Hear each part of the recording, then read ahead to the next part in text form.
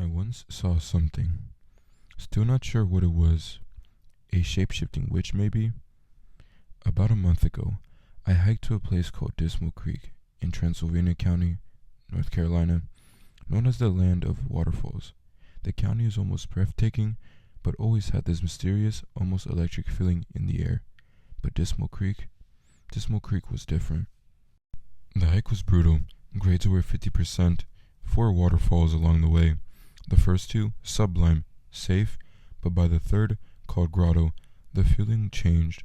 Dread, yet something was beaconing me onwards. I climbed on, cresting the ridge into what they called a small holer, a near 70-degree descent. Ropes tied to the trees, wet rocks, slippery moss. This was no ordinary trail, but I pushed forward to the base of the falls. The falls were breathtaking, a 200-foot cascade with a 40-foot sheer drop. I sat to rest, and when I looked up, my blood went cold. A woman stood at the top of the falls, old, cloaked, gray, tightly curled hair, staring directly at me. Then she turned and vanished. I scrambled up the soaked rocks to the top, but she was gone. Then I heard a "Hey." A strange, spectral voice, hollow, echoing from the base of the falls. I turned, and there she was again. Slipping into the rhododendrons, I decided to leave. My stomach churned. I used the ropes to climb back up. My nose started bleeding. Panic set in. I ran down in the mountains, rounded a blind curve, and almost collided with her. I fell hard, and when I looked up, she was standing over me. She didn't look like a hag. In her youth, she might have been beautiful, but her eyes were alive, youthful, light, blue, almost white, and I knew she didn't want to be there. I backed up, away slowly, before running. I kept running until the trail became familiar, silent, no animal sounds. Then suddenly, a bobcat appeared on the path, staring at me. It had her eyes. I told her I wouldn't come back, and that her mountain was beautiful, and then, just like that, she vanished. I don't know what I saw that day at Dismal Creek. Witch, spirit, shapeshifter. All I know is I won't ever go back.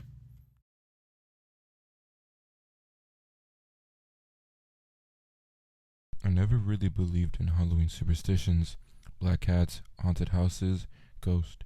It was just a part of growing up. October was always my favorite month. I loved the air, the smell of leaves, and the way everything felt so nostalgic and strange. But last October, something happened that changed the way I see this year. I still don't know what I saw, but every Halloween since, I made sure I'm never home alone. I was renting a small house just out of town. My 2 roommates have gone out for the weekend. One visiting his girlfriend, the other visiting back to his parents' place. I didn't feel like driving anywhere, so I decided to stay home behind and enjoy the weekend. The house felt bigger when it was empty. Every creak seemed louder, every gust of wind outside felt closer, but it was fine. I liked the solitude. Around 10:30 that night, I started hearing something outside. It wasn't footsteps, it was more like dragging, a dull, scraping sound, moving slowly along the pavement. I muted the TV and listened. It went quiet for a second. Then it started again, closer this time. I peeked through the blinds. Nothing, just street lights, flickering, and piles of leaves blowing around. Then, out of the corner of my eye, I saw a movement near the end of the street. Someone was standing under the street light, tall, still, wearing a large dark coat. Then I thought maybe it was one of the neighbors, but then I noticed the head. It was a pumpkin. A carved pumpkin, glowing faintly within. I blinked, thinking I was seeing things, but when I looked again, it was still there. The figure didn't move, didn't wave, just stood there staring toward my house. I couldn't make out any eyes through the carved slits, but I could feel it looking at me. After a few seconds, it tilted its head, slow and deliberate, like it knew I was watching. Then it stepped back into the shadows and disappeared. When I woke up the next morning, I tried to shake it off, probably some teenager trying to mess with people early for Halloween. But when I went to go grab the mail, I noticed something on the road, long drag marks in the asphalt, like someone had been pulling something heavy. The marks led up to my driveway, then just stopped. The next night, I had a few friends over to watch horror movies. We joked about my pumpkin man, had some pizzas, and stayed up until 1 a.m. When they left, I walked them out to their cars. The street was empty, the wind was cold. As I turned to go back inside, I noticed something sitting on my porch. A small pumpkin. Perfectly round, freshly carved, no candle inside, just a jagged grin. Later that night around 2:30 a.m., I heard soft tappings at the window. 3 slow taps, then nothing. I sat up in bed listening. The house was dead quiet. Then came another 3 taps. This time louder. I grabbed my phone and turned on the flashlight, crept to the window, and lifted the blinds. Nothing's there, just my reflection. I didn't sleep that night. I just laid there, staring at the ceiling. Around 4 a.m., I saw something move past my window. A shadow sliding across the curtains, slow, deliberate. I held my breath, then came that sound again, the dragging, right outside my wall this time, like something being pulled along the grass. By the time Halloween actually came, I was on edge. My roommates were back, but I didn't tell them anything. I didn't want them to think I'd lost it. The day passed quietly, kids in costume, laughter, decorations. By nightfall, the air felt heavy. Around 8 p.m., the trick-or-treaters started dying down. By 9:30, it was silent again. I was sitting in the living room, lights dim, half watching a movie, when it happened. A knock at the door. Not a normal knock. Slow, heavy, with knuckles dragging across the wood. The sound went on and on for almost 10 seconds before stopping. I whispered, "Who's there?"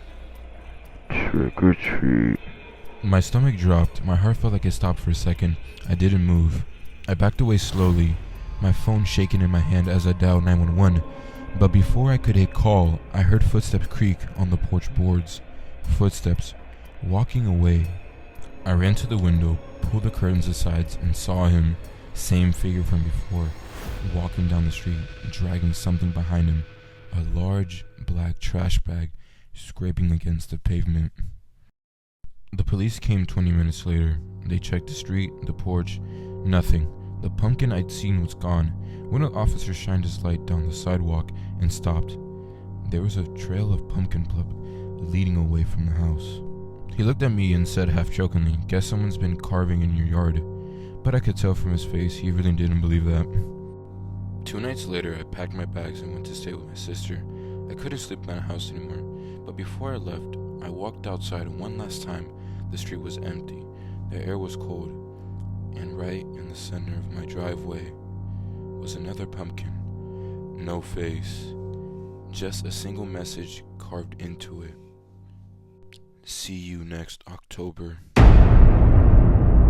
I moved out that winter, haven't been back since, but sometimes late at night, when the wind is cold and the leaves start falling again, I swear I still hear that dragging sound outside my window, and a voice whispering, "Trick or treat."